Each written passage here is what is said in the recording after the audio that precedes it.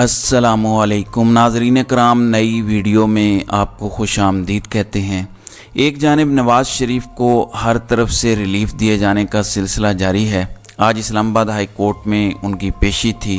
वो अपने मरी रोड वाले घर से इस्लामाबाद हाई कोर्ट में पहुंचे और इस वक्त इस्लामाबाद हाई कोर्ट में समाअत जारी है। लेकिन उससे पहले ही पंजाब हुकूमत ने अल अजीज़िया रेफरेंस में नवाज़ शरीफ की सज़ा मुअत्तल कर दी है। निगरान हुकूमत ने क्रिमिनल प्रोसीजर के सेक्शन 401 के तहत सज़ा मुअत्तल की है और 2019 में भी पंजाब हुकूमत ने इसी सेक्शन के तहत नवाज़ शरीफ की सज़ा मुअत्तल की थी।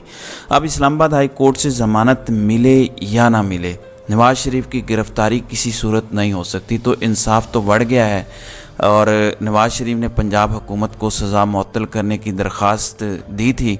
उस पर यह सब कुछ ऐन अचानक उस वक़्त किया गया जब इस्लामाबाद हाई कोर्ट में हेयरिंग जारी है। तो अब इनकी सज़ा मुअत्तली के बाद ज़मानत तो यकीनी है। इस्लामाबाद हाई कोर्ट कुछ ही देर में इस पर फ़ैसला दे देगी। लेकिन मैं इन एडवांस आपको बता रहा हूँ कि अब नवाज़ शरीफ को गिरफ़्तार नहीं किया जा सकता, नवाज़ शरीफ को जेल में नहीं डाला जा सकता।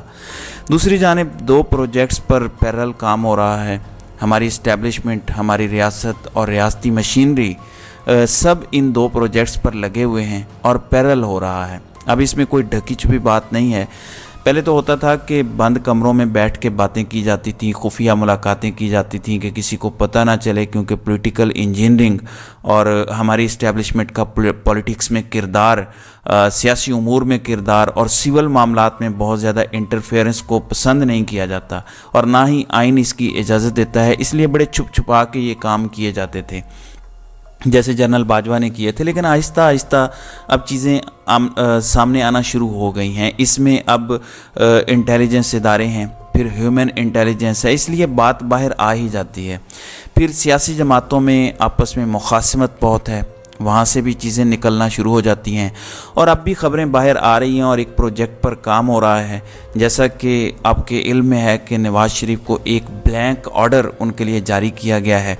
अब पंजाब हुकूमत की जानिब से एक तो उनकी अल अजीज़िया में जो सज़ा है उसे मुअत्तल किया गया है और एक और ऐसा ऑर्डर है जिसकी कोई हद नहीं है। ऑर्डर ये है कि नवाज़ शरीफ को प्रोमोट करना है। ये कौमी ज़राए अबलाग मीडिया को कहा जा रहा है, अखबारात को कहा जा रहा है कि ख़बरदार अगर नवाज़ शरीफ के बारे में कोई एंटी या मनफी खबर शाये की, उनको प्रोमोट करना है, उनकी इमेज बिल्डिंग करनी है। माजी को भूल जाएं कि हमने नवाज़ शरीफ के बारे में क्या कहा था, क्या नहीं कहा था, क्योंकि नवाज़ शरीफ जिस बिल्डिंग में मरी में इस वक्त क़याम पजीर हैं, ये वो बिल्डिंग है जहाँ पे मीडिया को बताया जाता था कि नवाज़ शरीफ वहाँ पर जाके बैठ गए हैं और वहाँ पे साजिशों के ताने बाने बुने जा रहे हैं। फिर सजन जंदाल आते थे और वो जाके मिलते थे और मीडिया को बताया जाता था कि वहाँ पे कौमी सलामती का मसला पैदा हो गया है और वहाँ पे बहुत ज़्यादा सौदा किया जा रहा है कौमी सलामती का, इसलिए हम तो बोल नहीं सकते, आप इस मामले को हाईलाइट करें। फिर मीडिया के गले खुश्क हो जाते थे बोल बोल के कि कौमी सलामती का मामला हो गया है, सिक्योरिटी मामलात पर ब्रीच हो गई है। लेकिन अब वही नवाज़ शरीफ और वही हमारी इस्टेब्लिशमेंट है और वहाँ बैठे हैं आराम से, सज़ा याफ्ता हैं, ये तो आपको मालूम है। लेकिन अब वो कह रहे हैं कि नवाज़ शरीफ को कबूल करना है, ना सिर्फ कबूल करना है, बाकी लोगों को भी कहना है कि अब दोबारा से बेवकूफ़ बनो। यही कायदे मोहतरम है, ये हमारे भी कायदे मोहतरम हैं, ये आपके भी कायदे मोहतरम हैं, बाकी सबको भूल जाएं, पीटीआई को, पीपल्स पार्टी को, ये सब ठीक नहीं है। आपने बस इसको नंबर 1 रखना है। अगर कोई टीवी पे आके एंकर ये ख़बर दे दे कि आइंदा के इलेक्शन रिज़ल्ट्स तैयार हो गए हैं, तो फिर उनको बुलाया जाता है, उनको तंबीह की जाती है कि ख़बरदार अगर आपने ये बात की, कोई ऐसा रिज़ल्ट तैयार नहीं हुआ। अब हफीज़ुल्लाह नियाज़ी, क्योंकि उनको भी टफ़ टाइम दिया गया, उनके बेटे को हसन नियाज़ी को गिरफ़्तार किया गया, तो उन्होंने भी बता दिया है कि नवाज़ शरीफ को ये सोच के लाया गया है कि ये हमारे वज़ीर आज़म हैं मुस्तकबिल के और 80 सीटें मुस्लिम लीग नवाज़ को देने के लिए अरेंजमेंट किया जा रहा है। इसके लिए पाकिस्तान तहरीक इंसाफ का कोई टिकट होल्डर नज़र भी आएगा तो उसको घुमा दिया जाएगा कि ख़बरदार अगर किसी ने कागज़ात नामज़दगी भी दाखिल करवाए। बहरहाल ये इंसानी प्लान है। जनरल परवेज़ मुशर्रफ को कब पता था कि वो कितने बड़े बड़े प्रोजेक्ट तरतीब दे रहे हैं। वो इस एनआरओ पर जो उन्होंने पीपल्स पार्टी को दिया था बहुत खुश थे। PMLN के साथ भी उनके मामला तय हुए थे कि अब हम मिलजुल कर चलेंगे। फिर हुआ क्या, वो आप सबके सामने है।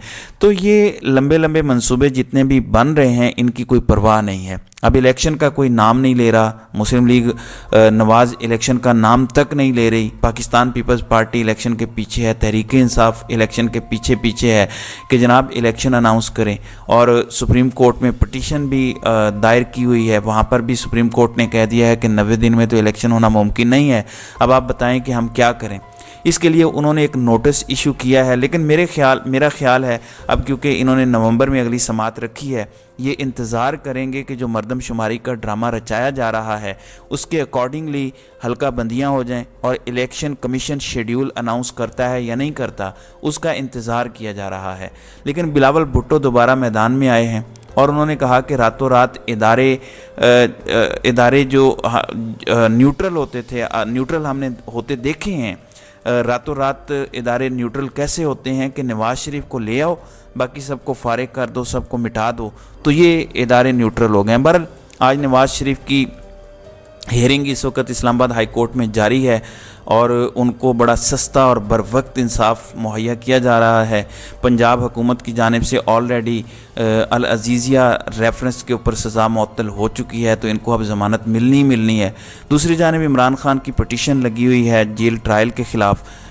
उन्होंने इंट्रा अपील फ़ाइल की है। पहले एक चीफ़ जस्टिस आमिर फ़ारूक ने सुना था और उन्होंने रिजेक्ट कर दिया था। उन्होंने कहा था कि जेल ट्रायल में कोई इशू नहीं है, जेल ट्रायल होना चाहिए। फिर जज अबुल हसनात से मुतालिक भी कहा था कि वो जज ठीक हैं। लेकिन अब इंट्रा कोर्ट अपील है, इसमें 2 रुकनी बेंच है, जस्टिस मियां गुल हसन औरंगज़ेब और जस्टिस सुमन रिफत इम्तियाज़, ये आज हेयरिंग करेंगी। ये साइफ़र से मुतालिक केस है कि इसका ट्रायल ओपन कोर्ट में किया जाए और ATC जज को ऑफिशियल सीक्रेट एक्ट अदालत का चार्ज देना भी गैर कानूनी है, इस पर भी इस्तदा की गई है। अब देखते हैं कि डिवीज़नल बेंच इमरान खान के साथ क्या सलूक करता है इस मामले में। थोड़ी सी हिम्मत इसलिए भी नाज़रीन कराम बंदी है कि कल जो सुप्रीम कोर्ट ने फैसला दिया है कि फ़ौजी अदालतों में सिविलियंस का ट्रायल नहीं हो सकता, उसे गैर आइनी और गैर कानूनी करार दिया है। उसके बाद काफ़ी परेशानी पाई जाती है। निगरान हुकूमत और इस निगरान हुकूमत को लाने वाले भी बहुत परेशान हैं कि ये सुप्रीम कोर्ट ने क्या कर दिया है, ये तो बहुत ही गंभीर मसला पैदा हो गया है। हालांकि सुप्रीम कोर्ट ने आइन के मुताबिक फ़ैसला दिया है और उसमें कोई ऐसा गैर आइनी इकदाम नहीं किया, लेकिन गवर्नमेंट ने जो हरकत की है और सुप्रीम कोर्ट को बताए बगैर और इजाज़त लिए बगैर खामोशी से फ़ौजी अदालतों में ट्रायल शुरू कर दिया। अगर ये सुप्रीम कोर्ट फ़ैसला ना देती और चीफ़ जस्टिस काजी फ़ायज़ ईसा इसकी अर्ली हेयरिंग मुकर्रर ना करते तो यकीन जाने अगले 2-3 दिनों के अंदर अंदर बहुत सारे लोगों को फ़ौजी अदालतों से सज़ाएँ दी जानी थीं।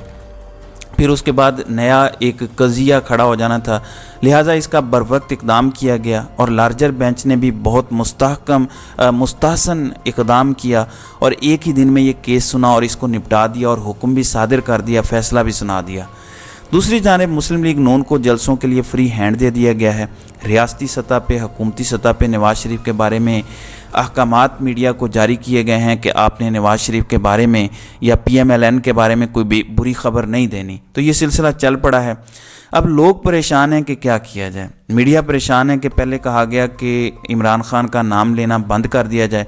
अंदाज़ा करें, साबिक वज़ीर आज़म का नाम खुद उनकी अपनी पार्टी के वज़रा नहीं ले सकते, तो ये कैसा देश है, अजूबे की बात है। अब एक और नाम है वो भी नहीं ले सकते, वो है शहीद अरशद शरीफ का नाम। शहीद अरशद शरीफ के बारे में एक डॉक्यूमेंट्री बनी थी, लेकिन कल उनके यौम वफ़ात पर वो नशर नहीं की जा सकी और ERY को अचानक बंद किया गया। ज़ाहिर है बाद में कुछ सफाइयाँ वगैरह दी गई होंगी, जिसके बाद वो बड़ी मुश्किल से खुला बहाल हुआ, क्योंकि ख़तरा था कि वो अरशद शरीफ शहीद के बारे में बनाई हुई डॉक्यूमेंट्री ना दिखा दें। हालांकि उसमें कुछ भी नहीं था, सिर्फ उनकी प्रोफेशनल खिदमात का जिक्र था, उनकी अहलिया का एक छोटा सा इंटरव्यू था, उनकी बेटी का एक इंतहाई छोटा इंटरव्यू था और बाकी जर्नलिस्ट थे। जर्नलिस्ट में हामिद मीर थे, मालिक खान जो अब मालिक साहब थे, काशिफ अब्बासी और मारिया मेमन थी। उनका प्रोमो चला था लेकिन वो भी नहीं चलने दिया गया और इसाले सवाब के लिए कुरान खानी की खबर तक नहीं चलने दी गई। तो आप इससे अंदाज़ा लगा सकते हैं कि ये कैसा निज़ाम है और किस तरह उन तमाम आवाज़ों को जो आपको पसंद नहीं आती, अच्छी नहीं लगती, उनको बूटों की ताकत से दबाया गया। खैर अब देखते हैं, एक जानिब नवाज़ शरीफ को बड़ा रिलीफ मिलने जा रहा है या मिल चुका है, अब देखते हैं कि आइंदा आने वाले दिनों में इस हवाले से मज़ीद क्या होता है। तो नाज़रीन इकराम, आपकी इस वीडियो के हवाले से क्या राय है? आप अपनी राय का इजहार कमेंट सेक्शन में ज़रूर कीजिएगा।